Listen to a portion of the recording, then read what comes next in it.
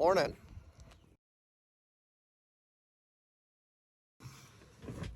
Yeah, we got a few things on tap for today.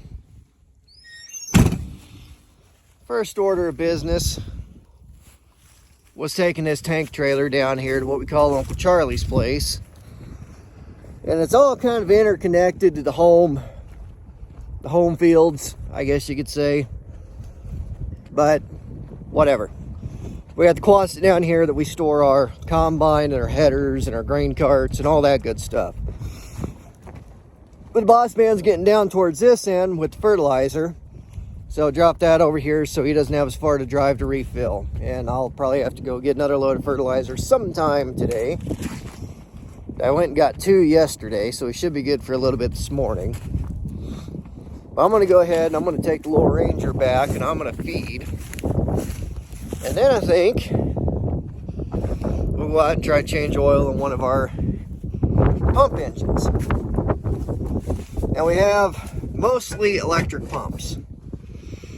That works out great. Electric pumps are more expensive to put in, but cheaper in the long run. But we still have a few other engines out here that are fuel powered. The one in particular that I'm going to be trying to work on is one I changed the alternator in yesterday, and that is a Ford V10 that is rigged to run on natural gas. So Jericho, you might like this one, and Jericho's my brother-in-law for all of you that don't know. But at any rate, I'm going to get back, feed, and I'm going to go see if we can find a filter for that engine. Well, we got cows fed. I went in the garage, shop, whatever you want to call it. Found 3 filters. I don't know which one's the right one or if any of them are the right one. I'm hoping one of them works. But I didn't look yesterday like I should have. And I didn't want to go back out there today because I got to drive through the cornfield to get there. And I just don't want to bounce around anymore than I have to. So I got my oil. I got another jug to hold the used oil. And of course all my tools in the pickup, but we'll load this stuff up and I go drop that little trailer that I took the Ranger out there with, and then we'll head out to that pump.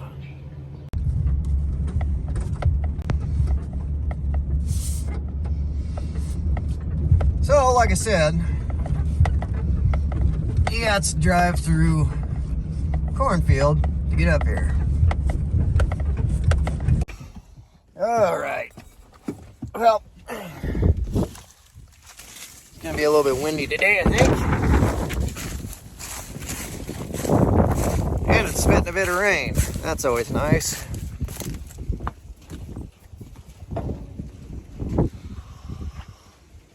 Okay, good. Good. That's actually the filter that I thought it was, so I got that going for me. Now let's see. We'll find the oil drain plug, get the oil draining out of here, and we'll let that drain for a bit, and then we'll take the oil filter off, get everything out of that, and we'll start putting everything back together. Well, I don't know who designed this. I really don't. But good on you guys. They got a side on the other side, I'll show you in a bit, but they ran everything out of this, and I got a nice little hose down here that I can drain all the oil. Oh, that's nice. But this is our oil sight glass. So it gives you your fill marks, so you don't have to pull a dipstick or anything like that. You can just look right at this and know exactly where you're standing. Good deal. So it ain't often that things work out good in my favor, especially doing this kind of stuff. Oh boy, it sure is nice when it does. Well, plans changed, as they often do. But anywho, just as soon as I was getting ready to take the drain plug out of that hose on that engine, get a phone call from the boss man, said he had about a pass and a half left to make before he was empty with the injector, and he was going to go back to the trailer and he's going to unload the last out of that trailer into the machine. I'd go get another load of fertilizer. So I packed everything up and I drove over here to do that. Helped him get everything loaded up, and then I took the trailer, went in, got fertilizer, come back, And we unloaded onto him again, and then I took the truck and trailer back to the home place, parked it where it was. And then I called my lovely wife, who was gracious enough to come pick me up. She picked me up, took me home, ate dinner, and she took me back out here to get the pickup. And the wind finally decided to show up, and it is going to be a miserable couple of days. I mean, the wind's been blowing mad for like 3 weeks, but it's going to be really, really bad this afternoon. Tomorrow's going to be horrible, and Thursday ain't going to be much better. Oh well, good news is we're done with this part right here by the home place. So that's good. This is the hardest part to do. So boss man went over, finished out his tank over on the west pasture, or the west field, sorry, field. And he's got to go to Kearney this afternoon, so I am going to go grab a couple of wrenches, and I'm going to head back up to that engine, get the oil changed in this wind. And then I really don't know what my plan is going to be from here on out. I don't know. Maybe I'll go get that mower and change the oil in it. I don't have a clue, but we'll figure it out here shortly. Well, that wind is something else. It was blowing out of the south and blowing up to the north, which wasn't all that bad. Blew some rain around us, but nothing to really hurt anything. Now, the wind just switched directions coming out of the north, and it is horrible. Holy cow. Try to get video undoing that plug on that drain hose, showing you what I did with that, putting it in a jug, and thought I'd try to get a video taking that fuel or that oil filter off and how that was all going to go, and no. This wind is just horrible. But anywho, I got the oil draining out of that hose. Great design, doesn't take it long. And always pop the cap, help it flow a little bit quicker. Got the oil filter off, letting it drip. So I'll let it drain for just a little bit longer since that engine isn't warm. Sight glass showing she's pretty well empty. We'll give her just a little bit more time to kind of drip out of there. And I'll cap everything back off, put some oil in the oil filter, put it on. And then I'll fill the thing up with oil. And I'll probably grab the grease gun and go grease everything leading to that pump. I'm going to stop mentioning that there's been a change of plan. Because every time that I do, something breaks. So I guess the main point of this is I really, really need to learn how to keep my big mouth shut, apparently. So you might be wondering what broke this time. So with that culture injector unit that we have, this morning we had a hose that had a hole in it. I'm not sure if I told you guys that or not, but that's how I started my day. Not a big deal, easy fix. But when we were getting everything ready to go, we had an issue with this. This is a useless gauge. This gauge is on the very front of that by the tractor, so you can see the pressure of the fluid or whatever. We don't use it, but it's there. Well, it's supposed to have a plug on top. Well, even without the plug in there, it runs stuff up and it doesn't shoot out. Well, now it shoots all the fertilizer out the top. So, gauge shot, obviously. So, called around, drove around. Nobody has one. We don't use it anyway. Just looks better with that. So I bought some plugs, and I'm going to see if I can make one of them work on that, just to plug that so we're not shooting fertilizer everywhere.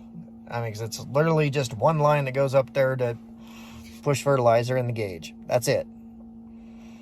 Everything is read by sensors and is read in the tractor. So, something we don't need. So, yeah, that engine out there that I was changing oil in, I got it far enough to get the oil filter on. So I'm putting gas in the pickup right now. Gonna head back out there, put oil in it, and then I got to come back here, try to put a plug in that culture injector, and tighten up a couple hose clamps I found that were loose, and then feed, and then go home, take a shower, and everything is going to be just peachy. We'll go back after it again tomorrow. Well, there you go, Jericho. Ford V10. And there's the pump it powers. running off natural gas.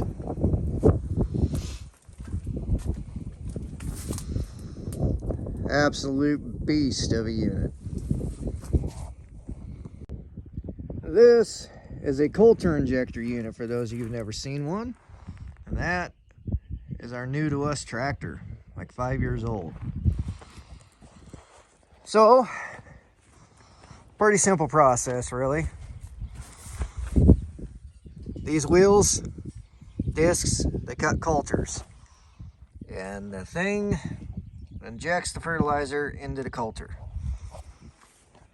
Pretty simple concept. Pretty simple. So as simple as it is, we still have issues. You're always going to have issues. I mean, that's just the nature of the game. There's always going to be issues.